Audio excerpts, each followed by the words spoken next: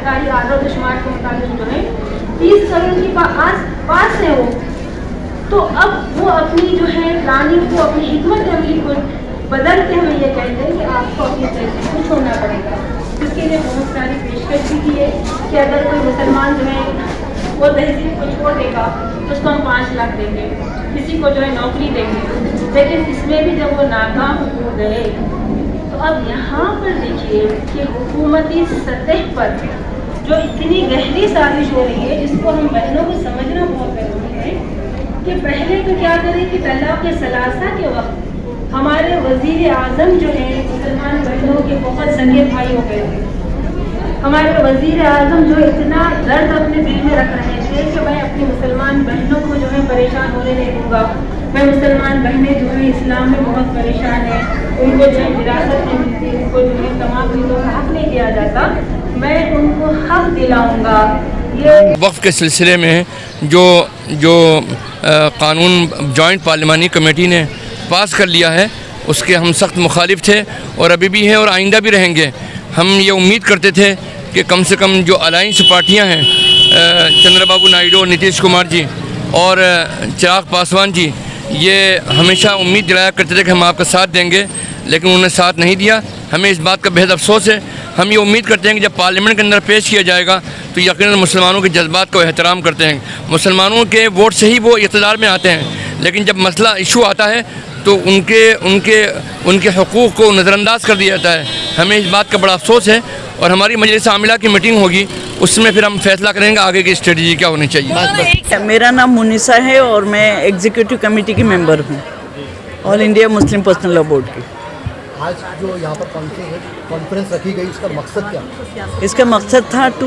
Ladies को शरीयत के बारे में एक्सप्लेन भी करना और मेंटली प्रिपेयर भी करना कि आने वाले दिनों में स्पेशली जो यूनिफॉर्म सिविल कोड आ रहा है, जैसा कि आपको पता है कल उत्तराखंड में लागू हो गया है, उसके बाद दूसरे स्टेट्स में भी उसकी तैयारी है, तो उसके लिए लेडीज़ को मेंटली प्रिपेयर करना है कि कैसे हम इसको सिचुएशन को फेस करेंगे। बुरखे की आप जो बात कर रहे हैं कि ये एक पर्टिकुलर ग्रुप है जो इस तरह से जो इस बात को जो है ज़ाहिर कर रहा है कि मुसलमान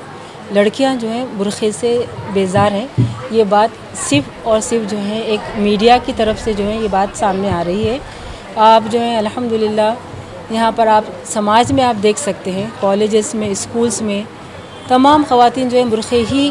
को पहनकर जो है कॉलेज को आना पसंद करती हैं। और आप देखेंगे कि हमारी एक रियासत में भी जो है इसके ख़िलाफ़ हुकूमत की तरफ से पाबंदी आयद करने की कोशिश की गई है, लेकिन हमारी बहनों ही की कोशिशों की वजह से जो है दोबारा वहाँ पर जो है कॉलेजेस में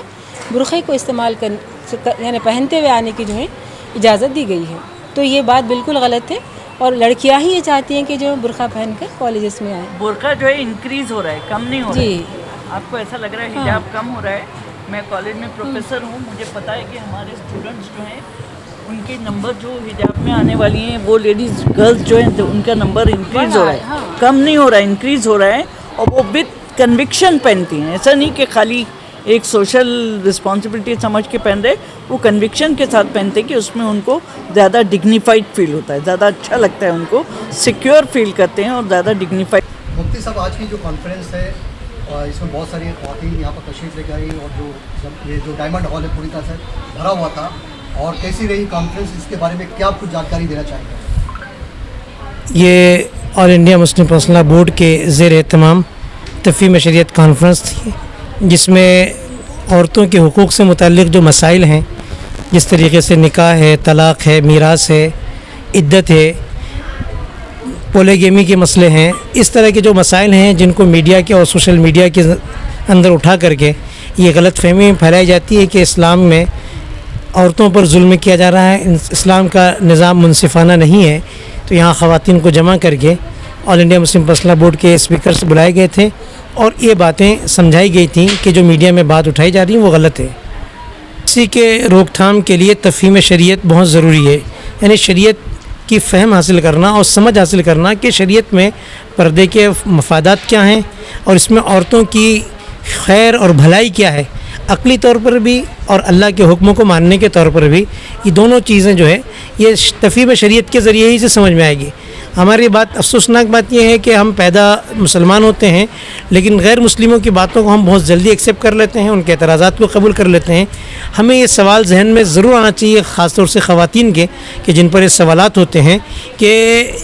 یہ سوال یہ اعتراض ہمارے اوپر ہو رہا ہے تو ہم کو اس کو سمجھنا اور سیکھنا ضروری ہے،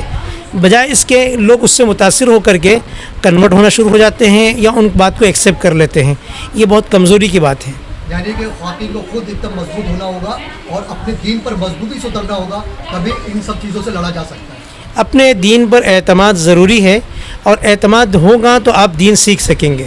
آپ کے اندر اعتماد نہیں ہوگا، آپ کے اندر کانفیڈنس نہیں ہوگا کہ ہم واقعتاً مسلمان ہیں اور اسلام سچا مذہب ہے، تو اگر کوئی سوال آ رہا ہے، ظاہر سی بات ہے کہ کسی کے خاندان کے بارے میں سوال ہو جائے کہ بھئی تمہارے باپ یا ماں یا کسی بھی تعلق سے سوال ہو جائے، تو ظاہر سی بات ہے کہ آدمی فوراً غصہ ہو جاتا ہے کہ نہیں، میں تو حق حلال کا آدمی ہوں، میرا نسب درست ہے، کیونکہ اس میں اس کو کانفیڈنس ہوتا ہے۔ ایسے ہی اپنے دین ایمان پر اس کو پورا کانفیڈنس ہونا چاہیے، اور اگر کوئی سوال آتا ہے تو اس کا ریئیکشن جو ہے اس کو سیکھنے کی شکل میں اور اس کا صحیح جواب تلاش کرنے کی شکل میں ہونا چاہیے، یہ نہیں کہ ہم کیا کہتے ہیں اس کوشچن کو، اس اعتراض کو ہم ایکسیپٹ کر لیں۔ بھائی میں نے ابھی ایک سوال کیا تھا آپا سے، آپ سے بھی یہی سوال پوچھنا چاہوں گی کہ بچیوں کو نشے کی لت اور موبائل کے مضر اثرات اور دیگر برائیوں سے کیسے بچایا جا سکتا ہے؟ یہ سب سے اہم سوال جو ہے انہیں تربیت سے تعلق رکھتا ہے۔ یہ والدین اور سرپرستوں کا مسئلہ ہے کہ گھر کے اندر آپ کس طریقے کا نظام کریٹ کر رہے ہیں۔ آج کل ماں باپ بھائی بہن جتنے لوگ ہیں سب کے ہاتھ میں اسمارٹ فون ہیں۔ گھر میں آنے کے بعد میں ایک ٹائم لمٹ ہونی چاہیے کہ ہم کیا کہتے ہیں گھر میں اتنے وقت ایک ساتھ بیٹھیں گے، اتنے وقت ایک دوسرے کے ساتھ وقت شیئر کریں گے، اور رات میں اتنے وقت کیا کہتے ہیں ہمارے موبائل ہمارے سے الگ ہو جائیں گے، ہم فیملی کنیکٹڈ ہو جائیں گے۔ ہوتا یہ ہے کہ ہم فیملی کے اندر موبائل میں، چاہے والد ہوں والدہ ہوں جو بھی ہوں، اپنے اپنے موبائل میں کیا کہتے ہیں وہ رہتے ہیں، جس سے چھوٹے بچوں میں یہ لت لگتی ہے اور اس طریقے کی عادت بڑھتی جا رہی ہے۔ اسی طریقے کے نشے کا جو معاملہ ہے، نشے کا معاملہ بھی یہی ہے کہ ہماری سوسائٹی کے اندر جو نشے والے لوگ ہیں ان کو دو طرح کا ہے، ایک تو استعمال کرنے والے اور دوسرا کیا کہتے ہیں بیچنے والے۔ بیچنے والے جو ہیں ان کو روکنے کے لیے قانون پوری طریقے سے ناکام ہے۔ میں اس سے پہلے بھی پولیس ڈپارٹمنٹ کے سامنے بات رکھ چکا ہوں کہ وہ ناکام ہے۔ اس کی جو بھی وجہ ہے، چاہے پولیٹیشین کی وجہ سے ہوں یا رشوت خوری کے معاملات کی وجہ سے ہوں، لیکن کافی حد تک کہ اس کو روکنے میں جو سپلائی ہو رہی ہے اس کو روکنے میں ناکام ہے۔ اسی طریقے سے سماج جو ہے وہ ریہیب کرنے کے لیے جو نشے کی عادت ہو گئی ہیں ان کو سمجھانے سلجھانے کے بجائے کہ وہ نشیڑی ہیں فلاں ہیں کر کے چھوڑ دیا جاتا ہے۔ ایک ٹیم باقاعدہ اس کی ضرورت ہے کہ ان کو ریہیب کرے، ان کی فہم تفہیم کرے، انشاءاللہ اصلاح ہوگی اس سے۔ سرکار جو ہے الحمدللہ یہ بات صحیح نہیں ہے کہ اتنے اجتماعات ہو رہے ہیں اور ہمارے اندر اصلاح نہیں ہو رہی ہے۔ ہم نے جو غلطیاں ہیں ان کی اصلاحات کتنی ہوئی ہیں اس کا ہم نے ڈشو تلاش نہیں کیا ہے۔ بہت بڑی تعداد میں اصلاحات ہو رہی ہیں اور بہت زیادہ کیا کہتے ہیں ریفارم بھی ہو رہے ہیں، لیکن چونکہ ظاہر سی بات ہے کہ سفید کپڑے پہ داغ زیادہ نظر آتے ہیں، تو مسلمان جو ہیں اس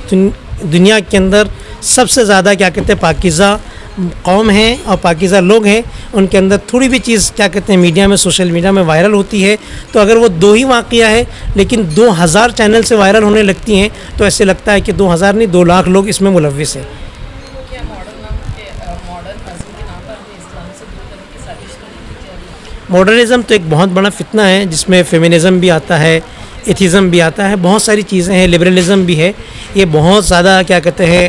اپنا جو فلم انڈسٹری ہے اور اس کے ذریعے سے سوشل میڈیا میں جو آج ٹک ٹاک اور اس طرح کی جو وہ بن گئے ہیں وہ اسی کا ایک چینل ہے، اور اس سے ظاہر سی بات ہے کہ یہ سب چیزیں اسلام سے دور کرنے کی ہے، اس سے ہمیں بچنا چاہیے۔ سرکار جو ہے مسلم پرسنل پر زیادہ اثر ہے، دوسری قوموں پر بھی اس کا اثر پڑے گا، خاص طور سے کرسچینٹی ہے،